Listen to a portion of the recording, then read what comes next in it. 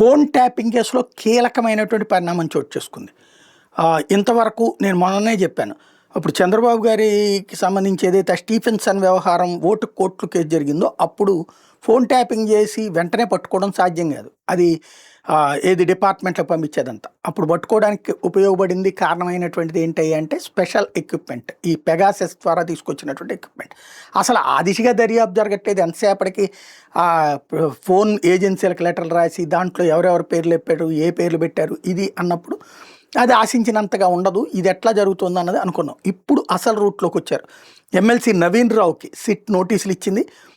రేపు ఉదయం 11 గంటలకి విచారణకు హాజరుగమ్మనమని చెప్పేసి జూబ్లీహిల్స్ పిఎస్లో ఇవాళ రేపు అనేది తెలాలి. ఉదయం 11 గంటలకు అన్నారు, అంటే ఇవాళ అయ్యి ఉండొచ్చును. జూబ్లీహిల్స్ పిఎస్లో విచారించనున్నారు సిట్ అధికారులు. డివైస్తో ఫోన్ ట్యాపింగ్ చేయించారన్నది అసలు ఆరోపణ. ఫోన్ ట్యాపింగ్ కేసులో కీలకంగా మారినది ఇప్పుడు ఏదైతే వీళ్ళకి సంబంధించి ఆ ఎక్విప్మెంట్ అదంతా ఎక్కడ పెట్టారు ఏంటన్నది ఇప్పుడు తేలాల్సిన అంశం.